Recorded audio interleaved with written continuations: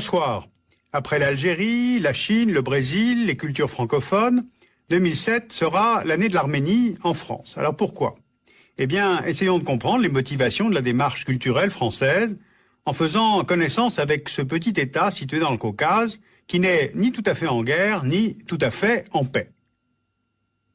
Le Caucase, c'est le lieu du contact entre monde turc, monde russe et monde perse. C'est une zone de carrefour d'influences rivales et par conséquent de conflits. Le Caucase entre mer Noire et mer Caspienne a toujours formé comme un couloir permettant le passage de la route de la soie, le passage de la Russie vers les mers chaudes, et puis aujourd'hui le passage du gaz et du pétrole. C'est dans cette région que se trouve la zone historique de peuplement des Arméniens, et elle a été successivement occupée par les Parthes, les Arabes, les Byzantins, les Mongols, les Perses, les Ottomans, les Russes, et enfin, à partir de 1920, par l'Union soviétique. Ce n'est qu'en 1991, à la chute de l'URSS, que l'Arménie devient un État indépendant, enclavé, avec les frontières que l'on voit maintenant. Cette Arménie politique s'étend sur 30 000 km², mais l'Arménie mentale, en fait, est beaucoup plus vaste. Elle correspond plutôt à un ensemble d'éléments qui forment l'identité arménienne, et ce, bien au-delà de ses frontières internationalement reconnues. Les Arméniens, par exemple, incluent le mont Ararat dans leur territoire et en font un symbole national alors qu'il est en Turquie. Le mont Ararat, d'après la Bible, c'est là où l'arche de Noé touche à nouveau la terre ferme après le déluge. Il y a aussi la langue arménienne avec son alphabet particulier, formé à partir des alphabets grecs et araméens. Et puis le christianisme monophysite, seulement pratiqué par les Arméniens et les Éthiopiens. Eh bien, tout cela forge une part de la nation arménienne. Alors, de quoi se compose-t-elle aujourd'hui? D'après le dernier recensement, l'Arménie comptait 3 200 000 habitants en 2002, mais il semble que ce chiffre soit surestimé. D'un côté, près de 250 000 Arméniens sont venus d'Azerbaïdjan au début de la guerre du Haut-Karabakh en 1991, mais de l'autre, 800 000 ont quitté le pays vers la Russie, l'Ukraine, vers les États-Unis, à cause de cette guerre, mais surtout à cause de la dégradation des conditions de vie après la chute de l'URSS. Et si on ajoute l'effondrement de la natalité et la hausse de la mortalité, on arrive à un chiffre plus réaliste de 2,5 millions d'habitants en 2007. Deuxième particularité, l'Arménie est un pays ethniquement homogène. Environ 95% d'Arméniens dans le pays, pour seulement 5% de minorités, des Azéris, des Russes, des Kurdes. Alors, cela évoque les habitants de l'Arménie, mais non pas la nation arménienne, qui, elle, compte toute la diaspora, soit 4 millions de personnes. 1,5 million d'Arméniens vivent en Russie, et 2,5 millions sont répartis entre la France, les États-Unis et le Proche-Orient. Cette diaspora a une double importance. D'abord une importance économique, puisque par ses transferts, elle contribue à 20% du PNB de l'Arménie. Ensuite, elle est importante en termes d'identité, car elle contribue à faire vivre la mémoire arménienne autour de plusieurs événements et de plusieurs traumatismes. Le plus important de ces traumatismes, évidemment, c'est le génocide de 1915, dont les survivants ont formé cette diaspora.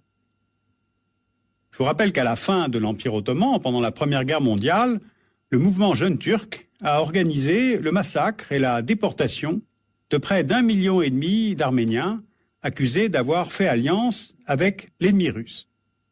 En 1985, la sous-commission pour les minorités des Nations Unies a accordé une reconnaissance officielle et internationale de ce génocide.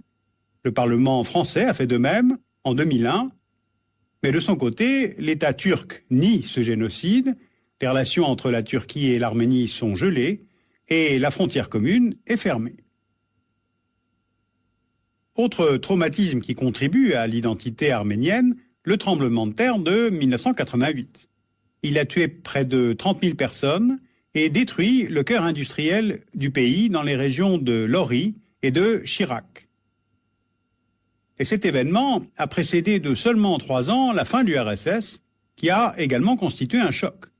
Elle a certes permis à l'Arménie d'accéder à l'indépendance, mais elle a entraîné en même temps l'effondrement de la structure de production du pays, les liens économiques traditionnels et même une part du tissu social.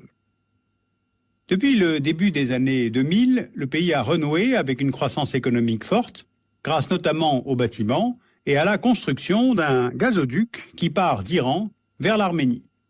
Mais les fruits de cette croissance ne sont pas redistribués. Près de la moitié de la population vit aujourd'hui sous le seuil de pauvreté et 40% de la population active est au chômage. La reconversion économique et surtout sociale de l'Arménie est d'ailleurs si difficile qu'une majorité d'Arméniens évoque l'ère soviétique comme un âge d'or, dont même les plus jeunes qui ne l'ont pas connu se disent nostalgiques. Dernier traumatisme, c'est la guerre entre l'Arménie et l'Azerbaïdjan au début des années 90, où près de 80 000 personnes ont trouvé la mort. Alors pourquoi cette guerre ? Nous connaissons les frontières de l'Arménie, telles qu'elles sont internationalement reconnues, mais les voici telles qu'elles sont parfois représentées sur les cartes arméniennes. On repère l'extension du pays vers l'est, ce qui englobe la province du Haut-Karabakh en Azerbaïdjan, ainsi que la zone tampon qui la relie à l'Arménie. De quoi s'agit-il ? Historiquement arménien, le Haut-Karabakh est offert en 1921 par Staline à l'Azerbaïdjan soviétique, dont il devient une province autonome en 1923. Or, cette région est alors peuplée à 94% d'Arméniens, et ce statut d'autonomie est rejeté en bloc par les Arméniens du Haut-Karabakh. Aussi, quand l'Azerbaïdjan et l'Arménie deviennent indépendantes lors de l'éclatement du RSS, le Haut-Karabakh se déclare lui aussi indépendant par référendum le 2 septembre 1991. La réaction de Bakou est immédiate. La région est placée sous blocus, son autonomie est annulée, tandis qu'une intervention armée est lancée pour en reprendre le contrôle. Et en face, l'Arménie lance alors à son tour une opération militaire qui est appuyée par la Russie. Au terme de 3 années de guerre, l'Arménie libère le territoire du Haut-Karabakh, occupe la région alentour et chasse la population azérie. Un cessez-le-feu est signé en mai 1994, mais toujours pas de traité de paix. Les tentatives de médiation de l'OSCE, c'est-à-dire l'Organisation pour la sécurité et la coopération en Europe, sont restées vaines. Le conflit est toujours dans l'impasse, car s'oppose ici le principe d'autodétermination au principe du respect de l'intégrité du territoire. Voilà donc un État amputé de son territoire historique, dont la démocratie est toute récente, avec un sens de l'État peu développé, contrairement à la corruption qui, elle, l'est largement, avec un nationalisme marqué qui se nourrit de l'homogénéité ethnique, d'une mémoire collective traumatisée et nostalgique, et nourrie d'un conflit qui demeure plus ou moins ouvert avec le voisin. Autrement dit, l'Arménie n'est pas en guerre aujourd'hui, mais elle n'est pas non plus tout à fait en paix. On est ici dans le Caucase, c'est une région où se concentrent de multiples rapports de force sur le plan énergétique et même sur le plan idéologique. Eh bien, c'est peut-être justement ce qui empêche une reprise de la guerre. Maintenant, pourquoi la France va-t-elle consacrer l'année culturelle 2007 à l'Arménie ? Sûrement pas pour des enjeux historiques et politiques, comme c'est le cas pour l'Algérie ou la francophonie, ni pour des raisons économiques, comme ce fut le cas pour la Chine ou le Brésil, ni même pour des raisons scientifiques, comme cela va être le cas pour les régions polaires. Alors pourquoi ? Eh bien, d'abord, la diaspora arménienne est très active en France, tant sur le plan artistique que sur le plan politique. C'est la première diaspora arménienne d'Europe, avec 1 demi-million de personnes. Ensuite, il ne faut pas oublier que nous sommes en plein débat sur l'adhésion de la Turquie à l'Europe. Or, pour ceux qui sont opposés à cette adhésion, évidemment, la question du génocide arménien constitue une carte maîtresse. Sauf que cette question du génocide est bien trop grave pour qu'on l'utilise à des fins de politique intérieure ou des fins électoralistes.